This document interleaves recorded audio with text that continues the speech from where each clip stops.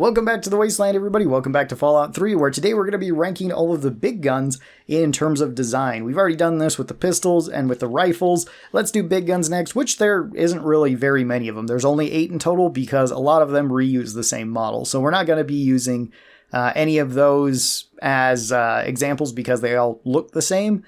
Actually, every unique model from the big guns looks the same, which is a little bit weird. Most of the other guns at least have like 1 or 2 models that look a little bit different. So again, this is going to be more ranked on design, not really so much stats or in-game how strong they are. I have tier lists about those. If you would like to see a video in this type of format, tell me about that and I might make it in the future. So starting off with our number 8 pick and our lowest pick on here, we have arguably one of my absolute favorite weapons. This is the rocket launcher. Now the rocket launcher is a very solid weapon overall. It's probably one of the most consistent big guns in the early game. It does good damage and it does good damage per second. It's also fairly easy to make. It's one of the easier schematic weapons to make, not necessarily because the parts are the easiest to find, but simply because you can get it so early on. There are 4 different schematics for this. You can get one from just buying it from Moira. You could get another one from completing part of Moira's quest. You get one in Vault 101, although you don't have enough lockpicking to do that normally. Although you need to go back there later on for a different quest in order to get that one, and then you get one more somewhere else. I don't remember where. This one allows you to put any junk that you would like into your gun and launch it out. That's pretty cool. The junk actually does pretty good damage, and it makes it so pretty much any miscellaneous item that you find at least has some value. If nothing else, then it's rocket launcher ammo. So that is pretty good. The way this one looks, though, it does look pretty pieced together, and it kind of is. How attaching things like a leaf blower, a vacuum, a fire hose nozzle all together, I don't know how that would make this. I don't know how this would work. A giant air cannon is pretty cool, though, and it would be cool to see more air gun type weapons in more post-apocalyptic games, because I think that would be something people could reasonably piece together and make it fairly powerful. I'm thinking something like the air rifle in Metro. That's a really good example of like a homemade weapon that I think would work incredibly well in the Wasteland. The rocket launcher is a very silly weapon, and it's super fun, but I do think I like it the least in terms of design out of the weapons, out of these big guns in Fallout 3. Coming up next, at number 7, we've got the drone cannon. The drone cannon honestly just looks kind of weird to me. I feel like this should look more like a cannon and less like a drill. If this was a melee weapon and it was like a drill arm, similar to the Big Daddies from BioShock, this would be fantastic. It'd probably be one of my favorite melee weapons then. But as a big gun, it's a little bit weird, especially with it shooting orbs out. These orbs explode upon contact or explode at a certain distance, depending on which version of the drone cannon you have. Funny enough, even the unique version doesn't actually change stats. It's a little bit better just because it doesn't have the timed explosion on it where the regular drone cannon does. These weapons are actually pretty solid if you want to rush Mothership Zeta. It makes it so you have a big gun for pretty much the whole game because you're going to get a lot of ammo for it, and this is pretty ammo efficient, so the drone cannon is good overall. It's just not really one of my favorite in terms of design, and it feels kind of like a missed opportunity to have something like a drill arm, especially with like the power armor. I think that would look awesome. Coming in at number 6, we've got the missile launcher. Now the missile launcher is a little bit strange in Fallout 3 and Fallout New Vegas since they use the same model. This is a big break action missile launcher, which I don't know if that actually exists in real life. I wouldn't really be too surprised if there is a version like that does kind of exist. I mean, you do have like grenade rifles that are break action, so this is essentially just sizing that up.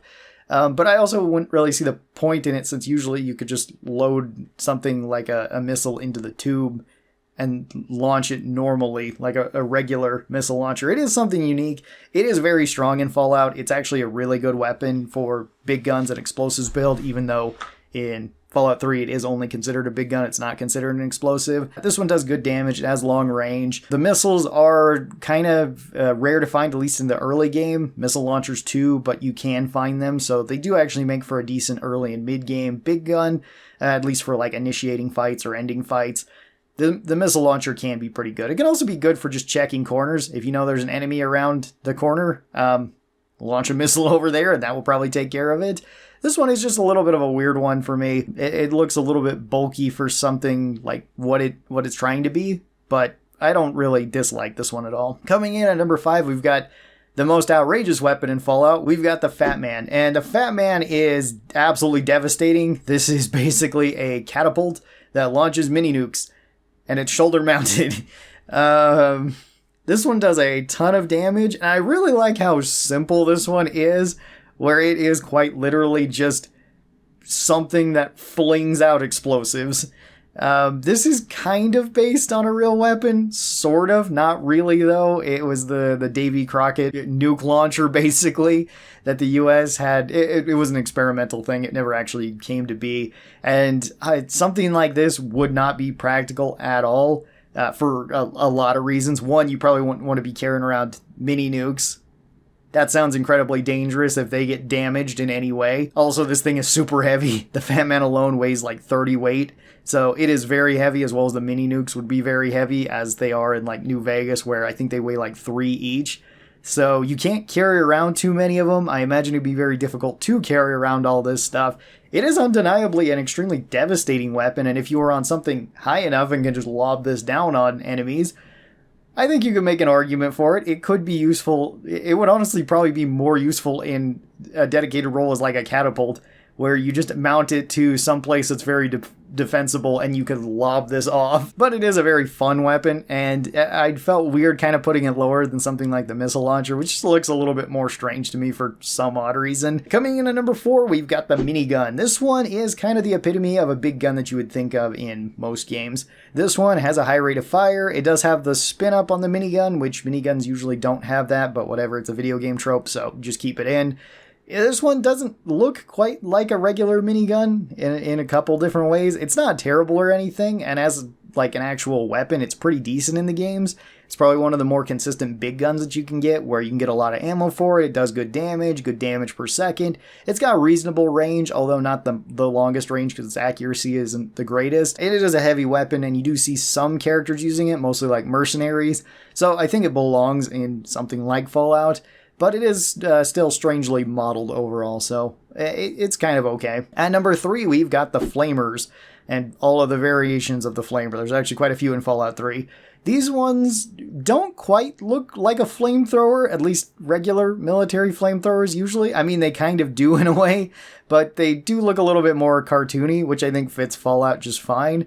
This one, you have the backpack, you have the actual gun, the flamethrower itself. It's not really a gun, but it does seem very similar to how real-life flamethrowers work, where you've got the tank, you've got your reserve fuel in it, and then you can spray this out. It doesn't really work quite like a real flamethrower, though, because this is just fire right out the front of it. This is more like those weed burners that you kind of have that sort of do this, but then usually have something like propane attached to them, so it's more like a propane torch that's just spitting out fire, which would still be very intimidating if anybody had that. It doesn't work quite like a flamethrower where it would actually kind of spew out. You have some range to it. It still wouldn't be super long range, but some range to it. So the flamethrower, it kind of works as a flamethrower, but it does look a little bit strange. And I'm not really familiar with flamethrowers like at all in terms of what other designs they might have. So if this one looked a little bit more homemade, I think I would forgive it a whole lot more, just because I could see Raiders putting something like this together just so that they could have it for, you know, whatever reasons they might want. Coming in at my number 2 spot, we've got the heavy incinerator. The heavy incinerator, I don't think it's based on really anything. This one does kind of look like a flamethrower too, vaguely. But this one fires out fireballs, which again probably wouldn't really be all that practical in the wasteland, but it does look really cool. I think it fits the setting really well. It is a sci-fi fire weapon, but it still looks like it could be something reasonably made. Maybe not function the exact way that you see, like you would still probably need like a backpack tank for this, and then it to be shooting more like a regular flamethrower, but it is something cool and it's something different that you do see in the wasteland. It also looks really cool in combination with like the Hellfire armor. It just fits so well. It looks like a reasonably kind of sci-fi weapon, something that still could fit like in reality, but is very menacing. It looks more high-tech than something like the regular flamer does. So I think it fits something like the Enclave Hellfire Troopers the best. And then coming in at our number 1 spot, this probably isn't a surprise to anybody. My favorite big gun in design is the Gatling laser. The Gatling laser just looks awesome. The backpack to it is basically a big battery charge pack, which I kind of like because it goes to the weapon. And then this is just a minigun that shoots lasers, which is pretty awesome. Why it would need barrels to fire each of the lasers, I don't know. I don't know why you couldn't just be firing lasers out of it all the time and make it like a laser shotgun. which that would be really cool to see too in a later Fallout game. I would really like to see that. But, I mean, even so, the Gatling laser is fantastic. I really like the design of it. Is it big and bulky? Yeah, absolutely. It probably wouldn't be very comfortable to be carrying it around. But it does look so cool in power armor. It looks really, really good. It looks much better than something like the minigun, even though you'd probably imagine something like the minigun going with power armor. This one, I think, goes even better because it goes all the way to the sci-fi setting, and it looks so cool. Tell me your thoughts on these weapons and which ones do you like the most. Hope you guys enjoyed this, and I'll talk to you next time. Bye-bye, everybody!